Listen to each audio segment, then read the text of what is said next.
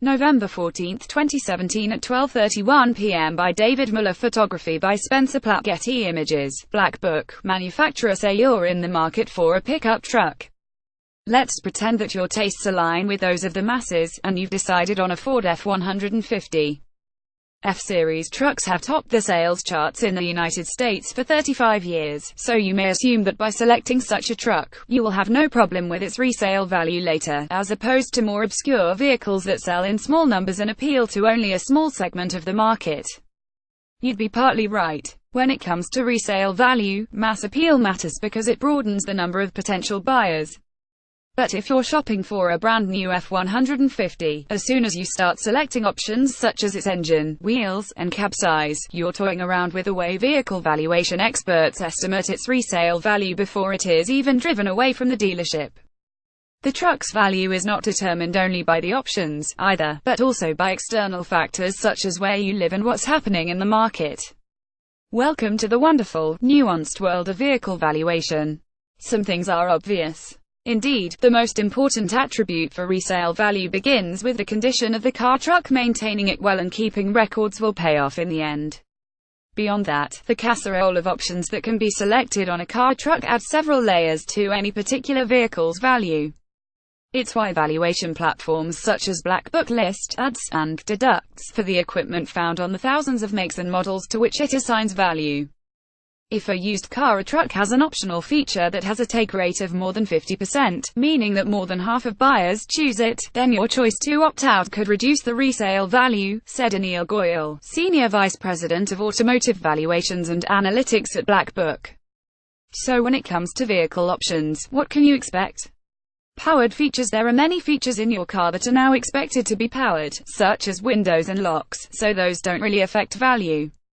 Power-operated seats are also among the features that add little or no resale value, as a majority of vehicles have them. Just having a power seat adjustment is not something that's going to bring in more value in the used vehicle market, Goyal said.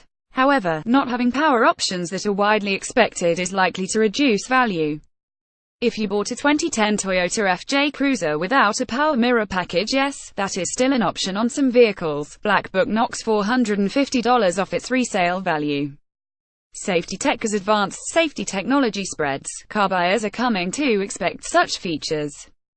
We're finding that lately the safety packages take rates have become quite high, Goyal said. Features like blind spot monitoring and automated emergency braking have become popular, depending on market and segment.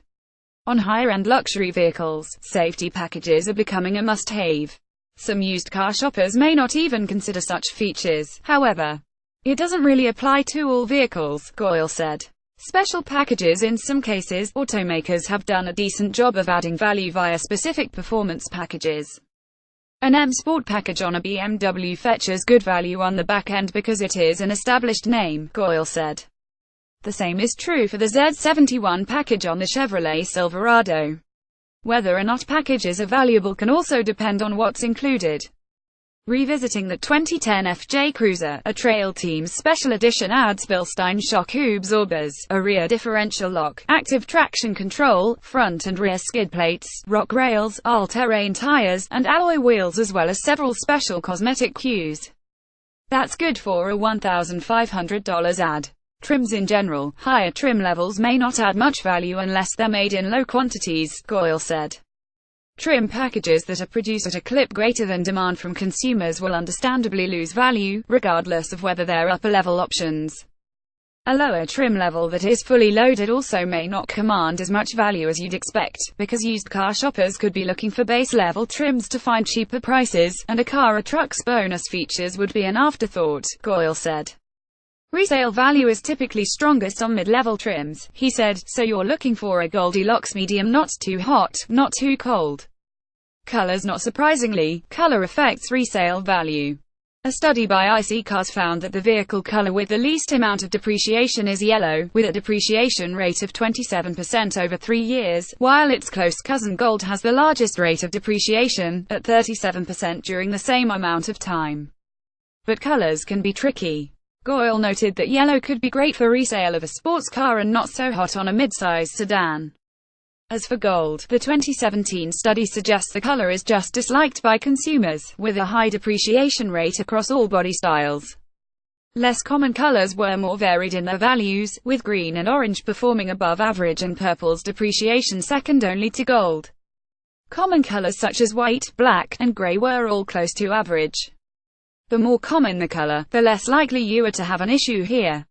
Automatic versus manual transmission. A vast majority of newer U.S. stock market vehicles now have automatic transmissions of one sort or another. Black Book deducts value from most vehicles with 3 pedals, with a few exceptions, such as sports cars. But excluding that particular segment, it's typically a deduct, Goyle said. If your FJ Cruiser has a stick shift, Black Book considers that an $800 deduction to its value. Regional factors can play a role in resale values, Goyle said, because different places have different wants and needs.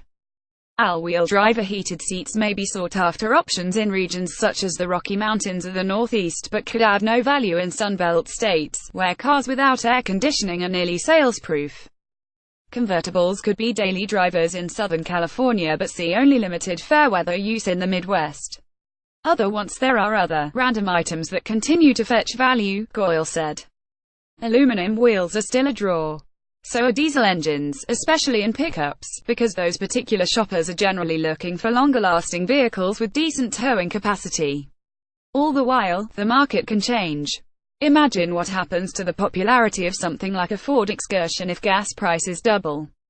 In fact, you don't have to imagine that Ford canceled the Excursion after the 2005 model year as rising gas prices killed sales of the 7,000-plus pound monster.